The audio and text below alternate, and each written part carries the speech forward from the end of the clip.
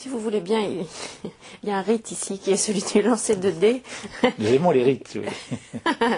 Est-ce que vous voulez bien lancer celui-ci et déplacer le pion en fonction?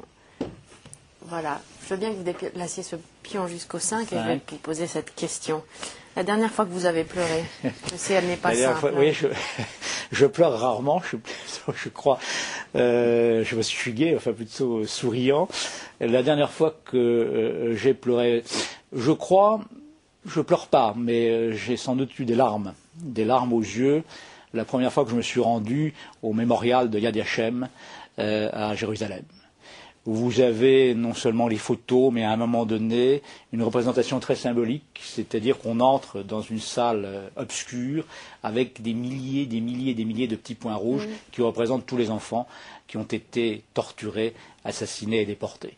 Et ça, voyez-vous, moi je ne suis pas d'origine juive, et pourtant cette mémoire-là, elle est très proche. Elle est très proche parce qu'on a atteint là l'innommable, l'invraisemblable, l'inconcevable.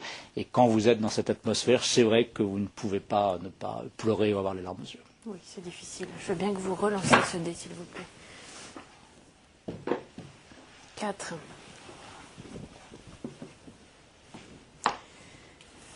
« 9. Le principal trait de votre caractère.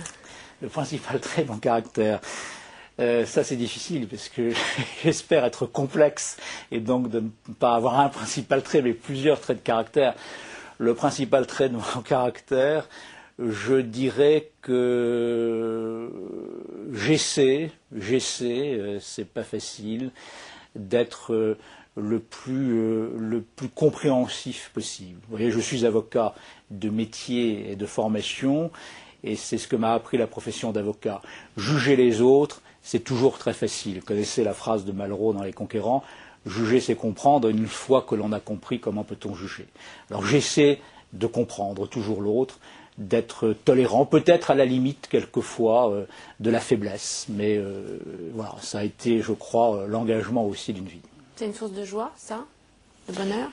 Je ne suis pas sûr que ce soit une source de joie et de bonheur, parce que ça vous pose beaucoup de difficultés, beaucoup de problèmes de conscience, mais ça tente à donner une certaine forme de sérénité, en tout cas. Oh oui, une fois qu'on a commencé, on ne s'arrête plus, comme vous l'avez constaté. La qualité que vous appréciez le plus? La qualité que j'apprécie le plus, je vais vous dire quelque chose qu'on ne dit jamais, je crois, parce qu'on pense que c'est un défaut, et moi je pense que c'est une qualité, c'est la gentillesse. Vous voyez, j'aime les gens gentils. C'est-à-dire j'aime les gens, voilà, qui posent pas de difficultés, qui sont plutôt toujours ouverts, qui ont envie de vous rendre service, qui ont envie de vous aimer, qui ont envie d'être simples. Voilà, j'aime la gentillesse. Le contraire. Alors c'est idiot de dire ça, sans doute, parce que quand on dit que quelqu'un est gentil, je sais pas, il y a souvent des gens qui disent moi je suis gentil.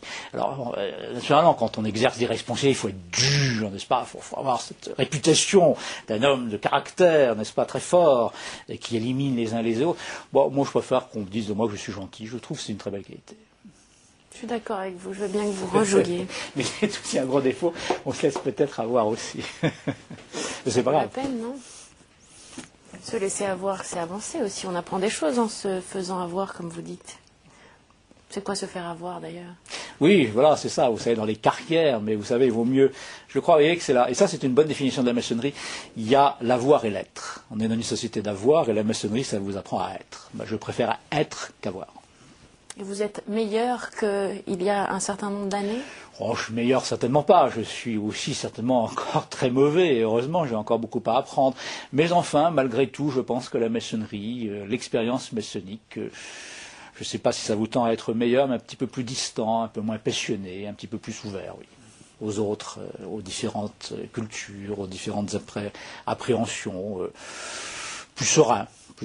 Meilleur, c'est un grand mot. Non, mais est-ce qu'on sent cette progression, au fond, parce que c'est on ça, sent cette progression, travail. Oui, je crois très franchement que, vous savez, dans la maçonnerie, maintenant que je suis grand maître du Grand Orient de France, que j'ai eu beaucoup, que je connais bien l'obédience, je connais bien la maçonnerie, je n'ai jamais été déçu par la maçonnerie, par ce très bel instrument qui nous est donné. On est quelquefois déçu par les francs-maçons, mais pas par la maçonnerie. Si on s'en donne la peine, la maçonnerie peut beaucoup vous apporter.